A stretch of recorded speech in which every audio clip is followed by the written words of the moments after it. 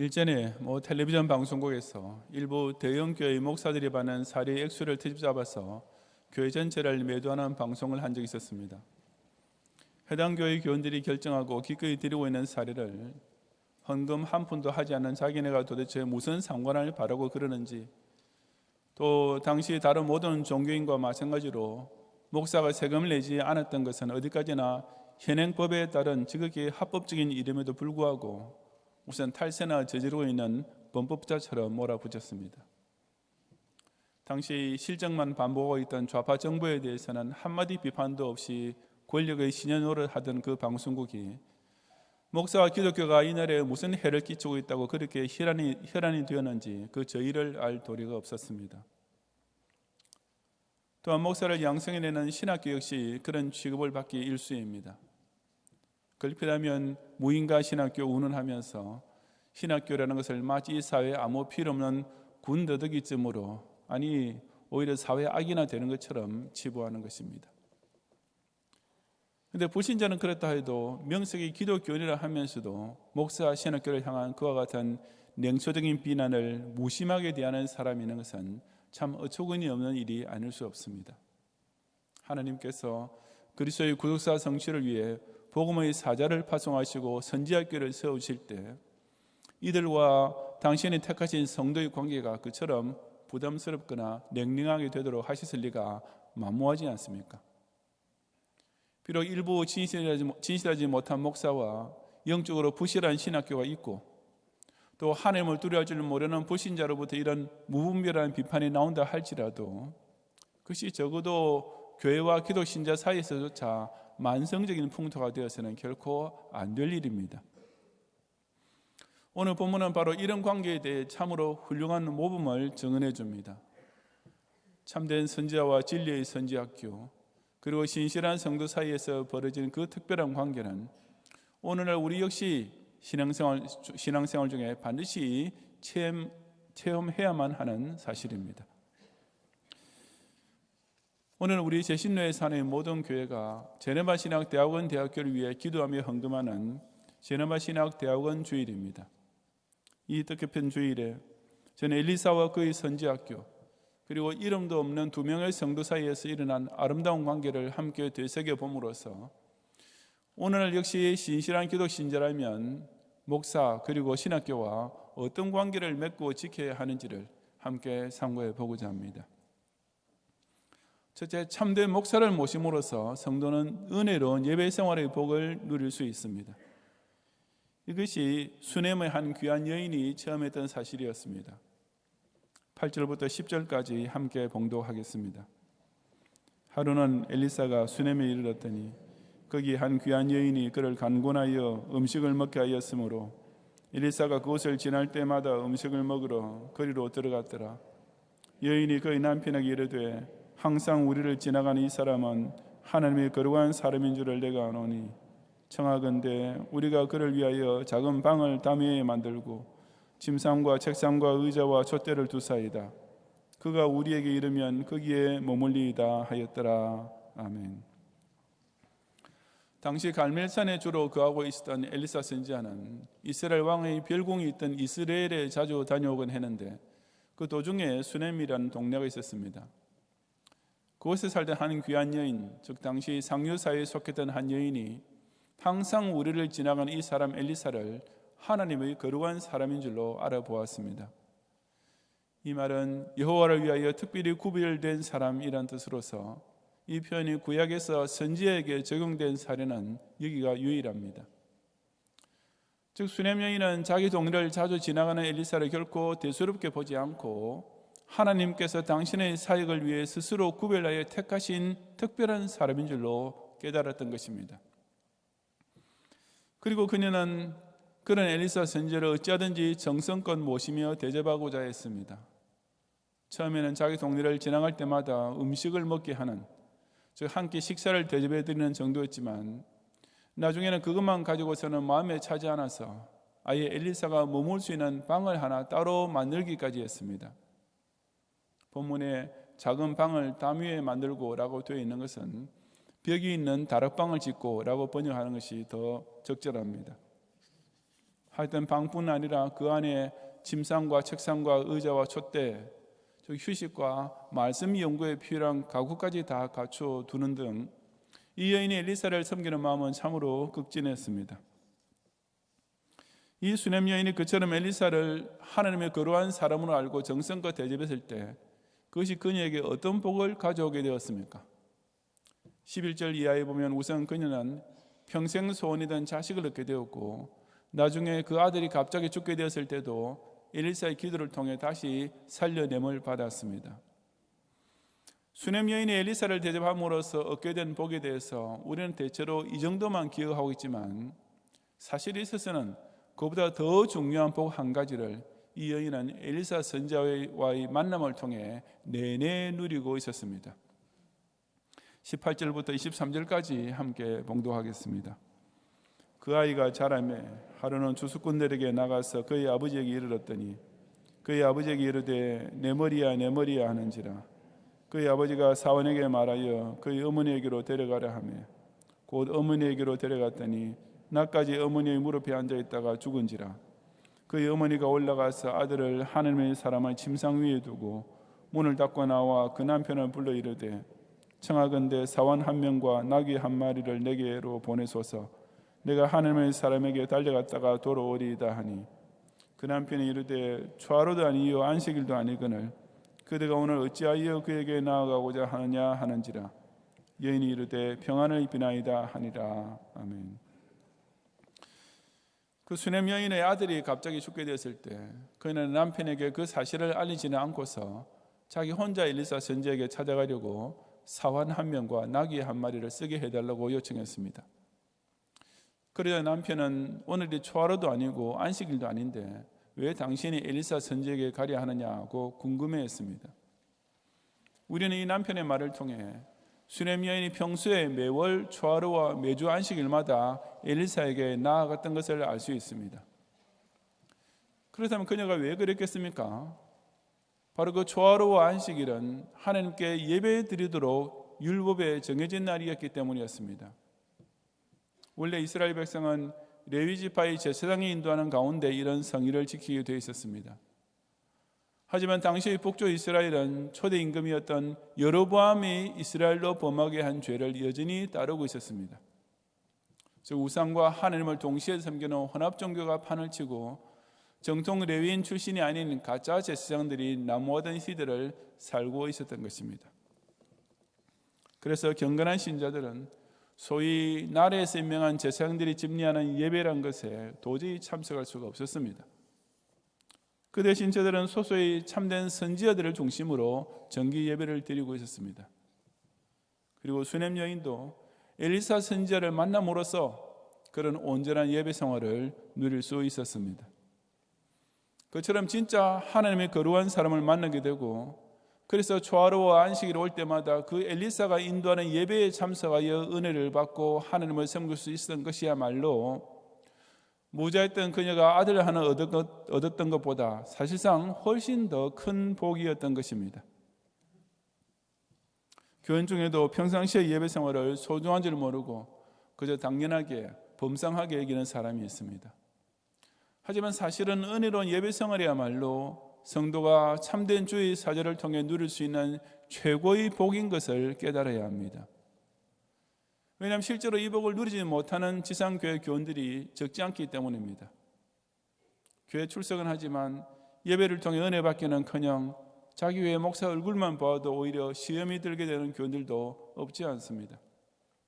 그 대부분은 목사가 경건 생활에서 부득하거나 금전 문제에 있어서 깨끗하지 못할 경우입니다. 교인 앞에서 하나님의 거룩한 사람으로 나타나야 할 목사가 그런 사건짓만 하고 있으면 그런 목사 밑에 있는 양들은 얼마나 불쌍한 자들이겠습니까? 여러분 역시 목사를 대할 때 바로 이 점을 기억해야 합니다. 목사가 얼마나 여러분에게 좋은 친구가 되어주는지 그 여부에 따라서, 혹은 여러분이 인생의 여러 가지 고민과 문제를 얼마나 잘 해결해 주는지 그 능력을 따라서 목사의 좋고 나쁨을 따져서는 안 됩니다. 교육자들이 여러분의 교회 밖에서의 삶에 대해 많이 도와주는 까닭에 그 고마움 갚는 셈 치고 주일 예배 1시간 참석해 주는 것이라면 이것은 아주 큰 잘못입니다. 왜냐하면 목사는 교원들이 오로지 하나님을 믿고 섬기도록 이끄는 사명을 받은 자이며, 그러기 위해서는 무엇보다도 우선 예배를 통해 받는 은혜가 얼마나 좋고 귀한 복인지를 교원들이 체험할 수 있게 해주어야 하는 사람이기 때문입니다. 우리 제신노회에서 세계 각지의 선교사들을 파송하고 있지만, 특히 특정 지역의 선교 활동을 통해 우리는 참으로 감격스러운 장면을 볼 수 있습니다. 구 소비에트 연방이 무너지면서 새롭게 열린 선교 지역의 교회에서 교원들이 예배드리는 분위기는 마치 초대교회의 모습과도 같이 뜨거운 은혜로 충만합니다. 그럴 수밖에 없는 것이, 이들은 그동안 지하교회에서 성도끼리만 모여서 예배를 드리다가 이제는 복음의 말씀을 설교하며 축도의 손을 들고서 하나님 앞에서 예배를 인도하는 목사를 직접 만나게 되었기 때문입니다. 그처럼 선교지의 교인들이 목사 한 분을 맞이하고 모시게 되는 감격과 기쁨은 우리나라처럼 주변에 흔한 것이 제발 우리 교회에 나와 주십시오라고 부탁하는 목사라고 생각하고 있는 교인으로서는 알 길이 없는 것입니다. 오직 참된 성도만 참된 하나님의 사람을 알아보고 그를 통해 은혜로운 예배 생활의 복을 누릴 수 있습니다. 우리가 제네바 신학대학원 대학교를 위해 기도하며 매월 후원회비와 특별 후원회비, 그리고 오늘 같은 주일의 특별 헌금을 통해 후원하는 것이 바로 전 세계 수많은 사람에게 이처럼 은혜로운 예배의 복을 나눠줄 수 있는 참된 목사 한 사람을 키워서 파송하는 실로 소중한 사명임을 다시금 깨닫고 더욱 정성과 힘을 함께 모으는 성도가 되시기 바랍니다. 둘째로, 바른 신학교를 후원함으로써 성도는 보람된 봉사생활의 특권을 누릴 수 있습니다. 아까 수네의 여인도 무형이었지만 이 일 역시 문자 그대로 이름 없는 한 성도가 엘리사의 선지학교를 통해 체험했습니다. 38절 이하 41절까지 함께 봉독하겠습니다. 엘리사가 다시 길갈에 이르니 그 땅에 흉년이 들었는데 선지자의 제자들이 엘리사의 앞에 앉은지라. 엘리사가 자기 사원에게 이르되 큰 솥을 걸고 선지자의 제자를 위하여 국을 끓이라 하매 한 사람이 채소를 켜러 들에 나가 들포도 등굴을 만나 그것에서 들호박을 따서 옷자락에 채워가지고 돌아와 썰어 국 끓이는 솥에 넣되 그들은 무엇인지 알지 못한지라. 이에 퍼다가 무리에게 주어 먹게 하였더니 무리가 국을 먹다가 그들이 외쳐 이르되 하나님의 사람이여 솥에 죽음의 독이 있나이다 하고 능히 먹지 못하는지라. 엘리사가 이르되 그러면 가루를 가져오라 하여 솥에 던지고 이르되 퍼다가 무리에게 주어 먹게 하라 하매 이 솥 가운데 독이 없어지니라. 아멘. 북쪽 이스라엘의 혼합주의 이단 신학과 가짜 시장들이 판을 치는 가운데 엘리사는 참된 선지자를 양성해낼 신학교의 필요성을 절실히 느끼고 바로 자신이 선지학교 하나를 설립했습니다. 하지만 쉽게 짐작할 수 있듯이 그 학교는 재정적으로 무척 운영이 어려웠습니다. 소위 국가에서 공식적으로 인가해 준 신학교도 아니었으며 아무 교단적인 지원은 물론이요 후원 교회 하나 제대로 없는 형편이었기 때문이었습니다. 여기 나오는 들호박이란 오렌지 비슷한 색깔과 크기의 열매였는데 맛도 쓰고 또 복통을 유발하는 것으로 알려진 것이었습니다. 그런데 선지자의 제자 한 사람이 우연히 이것을 따왔을 때 워낙 먹을 것이 없었던지라 무엇인지 알지 못한 채로, 즉 과연 먹어도 되는지 아닌지 가려볼 여유도 없이 그저 썰어 국 끓이는 솥에 넣었습니다. 그리고 다들 둘러앉아 그 국을 먹으려고 맛을 보니 죽음의 독이 있다는 것을 알게 되었던 것입니다. 그 선지 생도들이 얼마나 상심했겠습니까? 먹을 것이 없어서 이름도 모르는 열매를 따다가 무슨 국이라도 끓여서 먹으려 했는데 그것마저 못 먹을 음식이었던 것입니다. 하지만 하나님께서 이들을 도와주셨습니다. 비록 엘리사가 그 솥에 가루를 넣도록 했지만 물론 그 가루 자체가 무슨 효력이 있었던 것은 아니고 순전히 하나님의 특별한 능력에 의하여 그 국의 독이 없어진 것이었습니다. 어쨌든 이 사건에서 나타나듯이 이 엘리사의 선지학교란 학생들의 식사 한 끼도 변변히 제공할 수 없을 정도로 가난한 진짜 보따리 신학교였습니다. 이처럼 어렵게 운영되고 있던 그 신학교에 어느 날 특별한 사건이 일어났습니다. 42절부터 44절까지 함께 봉독하겠습니다.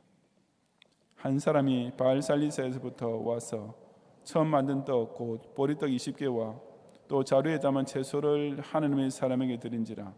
그가 이르되 무리에게 주어 먹게 하라. 그 사환이 이르되 내가 어찌 이것을 100명에게 주겠나이까 하나.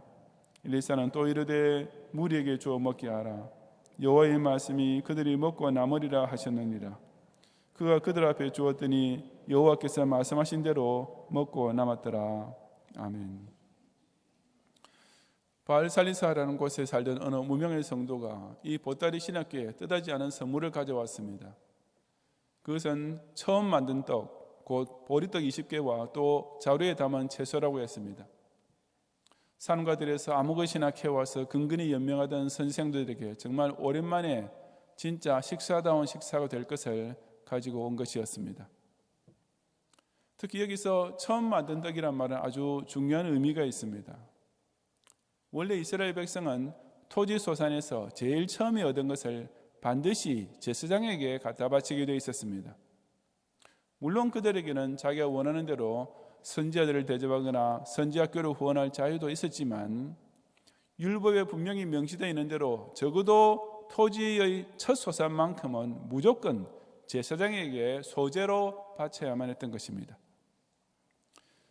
그런데도 이 바알살리사에서 온 사람은 그 특별한 예물을 제사장에게 바치지 않고 이 엘리사의 선지학교를 가져왔으니 일견 아주 엉뚱한 행동이었고 사실 불법적인 일이라고도 볼 수 있었습니다. 하지만 당시 북쪽 이스라엘의 현실을 염두에 두고 볼 때 그의 행동은 결코 잘못된 것이 아니었습니다. 왜냐하면 그때 북쪽 이스라엘에서 제사장이라는 이름을 가지고 있던 자는 한 명 외에도 없이 다 금송아지 숭배자뿐이었기 때문이었습니다.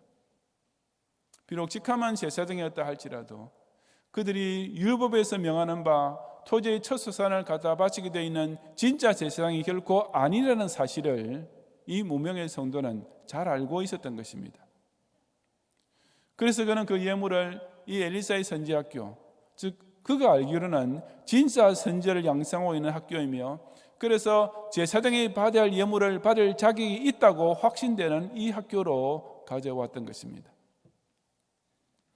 100명이나 되는 선지생도들에게 그 예물은 비록 양적으로는 충분하지 못했지만 그것은 조금 더 문제가 되지 않았습니다. 적은 것도 크게 쓰시는 하나님의 능력이 그 사람이 가져왔던 식물을 통해서도 또 한 번 발휘되었기 때문이었습니다. 앞서 들호박으로 끓인 국의 경우에는 그 질을 변화시켜 주신 능력이었지만 이번에는 그 양을 증폭시켜 주신 하나님의 능력 때문에 선지생들은 먹고 남을 정도로 배부르게 식사를 할 수 있었습니다. 그 식물은 선지생들에게 영양가로서 힘을 주었을 뿐만 아니라 한 걸음 더 나아가서 영적 격려의 힘 또한 얼마나 크게 더해 주었겠습니까? 금송아지를 모셔놓고 제사장 노릇하는 자들은 이스라엘 왕의 후원자가 되어주고 있었지만 참된 하나님을 섬기고 그 말씀을 전하고자 공부하고 있던 선생도들은 산골짜기 구석에서 건물 하나 제대로 없는 학교에 모여 있었습니다. 소위 국가에서 인정해주는 거짓 제사장들은 날마다 호의호식하고 있었지만 그들은 야채국으로 겨우 연명하고 있다는 처지였습니다. 그런 때 어느 한 성도가 원래는 제사장에게만 드리게 되어 있는 예물을 가지고 이들을 찾아왔던 것입니다. 권력자들과 부신사회는 이들을 별 볼 일 없는 학교로 여기고 냉대하고 있을 때 그런 자기네를 토지의 첫 소산의 제물을 받을 자격이 있는 참된 하나님의 거룩한 사람들로 인정해 주면서 그 특별한 예물을 가지고 찾아온 성도 한 사람을 만나게 되었던 것입니다. 그 선지생도들이 그가 가져온 보리떡과 채소를 먹으면서 얼마나 사기가 충천했겠습니까? 그 무명의 성도가 이 가난하고 이름 없던 엘리사 선지학교를 찾아와 그렇게 정성껏 성별하여 준비한 예물을 드렸을 때 그 작은 봉사는 이처럼 폭발적인 역사를 이루어내었던 것입니다. 신학교 간판만 달고 있으면 다 같은 신학교인 줄 아십니까? 천만의 말씀입니다. 오늘날에도 여전히 금송아지 우상을 숭배하는 거짓 제사장만 배출해내는 신학교들이 수두룩합니다. 학교 재정이 넉넉하고 교수들의 경력이 찬란하고 교육부로부터 정시 인가를 받는 것이 바른 신학교의 조건이 되는 것이 결코 아닙니다. 정말이지 오늘날의 교인들도 저 바알살리사의 성도처럼 과연 어느 신학교가 정말 제대로 된 하나님의 거룩한 사람을 양성하고 있는 바른 선지학교인지를 똑바로 분별할 줄 아는 영지가 절실히 필요합니다. 저는 물론 제네바 신학대학원 대학교가 유일한 바른 신학교라고 말하는 것은 절대로 아닙니다. 하지만 이 학교가 여러분께서 힘을 모아 기도하고 정성을 다해 물질로 후원할 때 정말 보람을 얻을 수 있는 진짜 선지학교 중에 하나인 것만은 자신 있게 말씀드릴 수 있습니다. 우리 제네바 신학대학원 대학교만큼 이날의 금송아지 숭배자 곧 이단 기독교와 천주교를 철저히 비판하고 배교하면서 오직 개혁주의 신앙만을 줄기차게 외치는 신학교가 없기 때문입니다. 제네바 신학대학원 대학교의 전신이었던 고려신학교 역시 처음 시작될 때는 여지없는 보따리 신학교였지만 그때부터도 숨은 무명 성도들의 정성스러운 후원을 하나님께서 크게 사용하시는 가운데 이제까지 장족의 발전을 거듭해 왔습니다. 그리고 끝내 파주에 아름다운 캠퍼스를 지었을 뿐 아니라 다른 신학교에서는 볼 수 없는 전학생 무료 숙식과 전학생 장학금을 제공하면서 신학생들이 오직 경공과 학문의 훈련에만 집중할 수 있도록 운영하고 있으며 몇 년 전에는 오랜 수건이었던 교육부 인가 또한 받아 정식 대학원으로 재출발하게 되었습니다.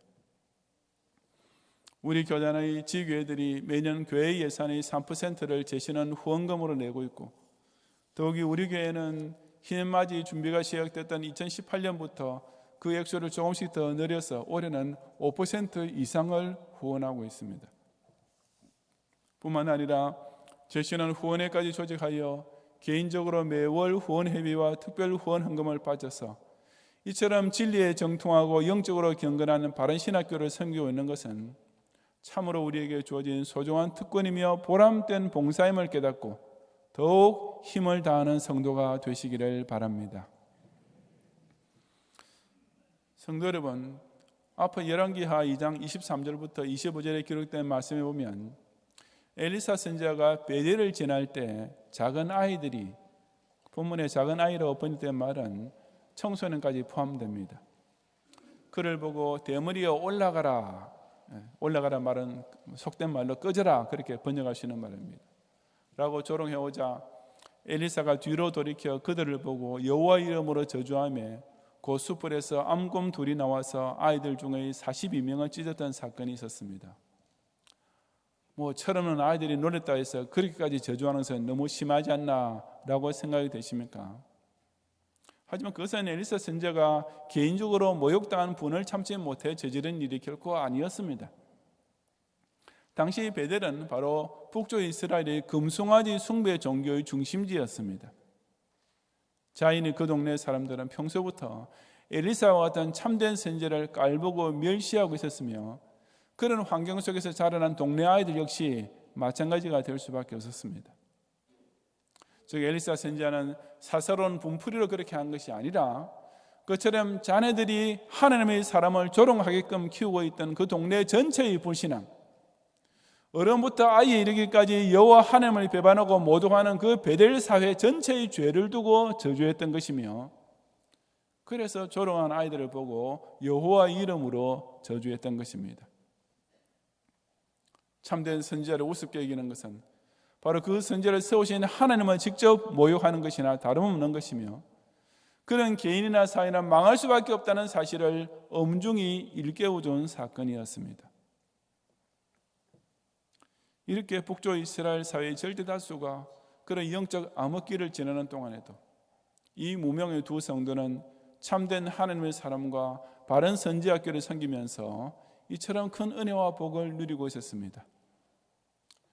가짜 목사들이 판을 치고 이단 신학교가 명문학교로 취급받는 그 혼란의 와중에도 그 이름 없는 한 주부는 참된 선지자를 섬기며 은혜로운 예배생활을 영위하고 있었고 그 보잘것없는 한 촌부는 바른 선지학교를 찾아가서 그의 정성스러운 예물을 바쳤던 것입니다.